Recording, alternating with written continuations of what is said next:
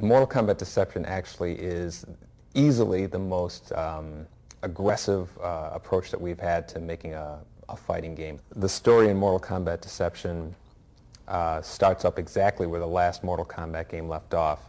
The player can see exactly what happened to the deadly alliance of Shang Tsung and Quan Chi, and then it kind of takes off from there and introduces the whole Dragon King storyline, as well as this other kind of Sujinko character storyline that we've are introducing in Deception.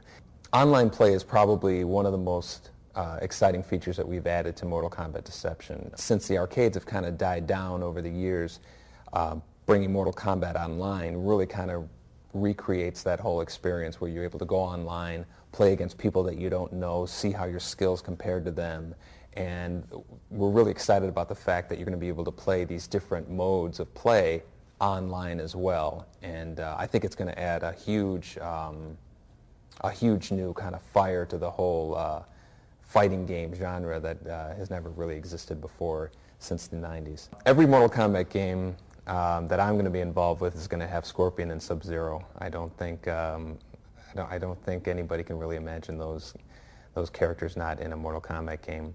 But since we have so many characters from the previous games, we're doing a lot to introduce some of the classics that haven't been seen for 8 years. Characters like Nightwolf, Sindel, and as well as some of the favorites from Deadly Alliance like Blind Kenshi and Boraicho. A lot of this game, a lot of Mortal Kombat Deception is the result of feedback that we've gotten from players, and they wanted to see certain characters return, they wanted to see certain features return, and a lot of it is kind of like our response to those requests. Every Mortal Kombat game has introduced some characters to the whole mix, and seeing as we've been around making Mortal Kombat games for 12 years, we have a cast of over 40, maybe 50 characters that we can pick from. The main thing we've done in terms of getting more realistic characters is we've done a lot of research and work on enhancing our graphics engine since Mortal Kombat Deadly Alliance.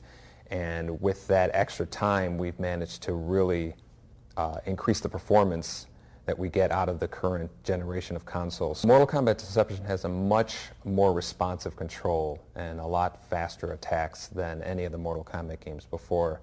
In particular, it really has a more varied approach to the fighting styles.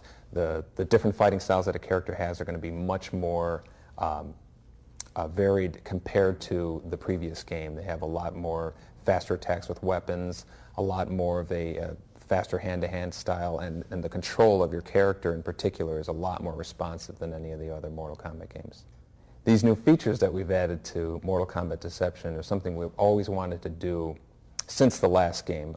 We've really tried to take the approach of not only listening to what the players want, but also giving them something that they're not expecting. And really nobody in the industry is really expecting us to do something like this. The natural progression of a fighting game is usually focusing in on just the mechanics of fighting.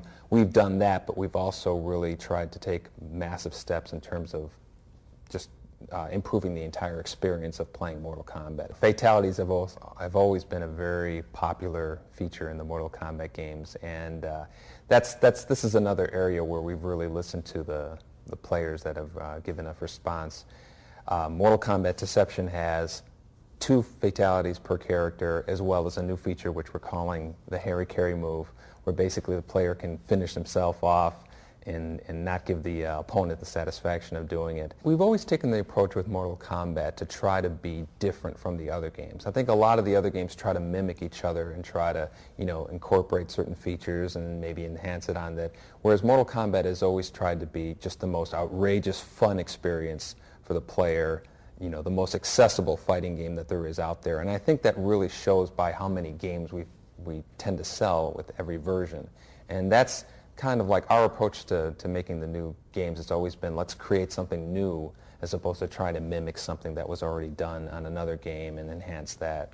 Mortal Kombat Deception's Conquest mode is really kind of like a game in itself. It really has a lot of elements, RPG elements, adventure game elements, and at the same time it serves as like a training system for people who don't know fighting games too well. It teaches you the basics of the punching, the kicking, the maneuvering around your opponent, and at the same time, it's kind of it's really like an avenue for us to tell the most expansive story that we have in any Mortal Kombat game. But we also wanted to add different modes of play that have nothing to do with the fighting game. You know, we have a puzzle game and that's built into it. We have an adventure mode that's built into it, and we have like a board game that you play, which is kind of like a higher level strategy that you play in order to.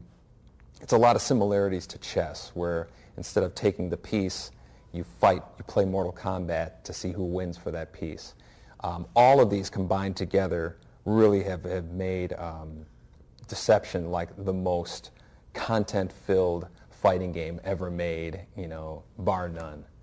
And because the backgrounds are so varied in different sizes and shapes, you're actually, part of your decision of which character you want to pick is going to be based on which background are we going to be fighting on, because certain characters will have advantages and disadvantages based on the background that you're fighting on, because the characters are varied in speed, size, you know, ability, and with that mix, I think that's going to make it a lot more of an unpredictable outcome of the fight in the fighting game.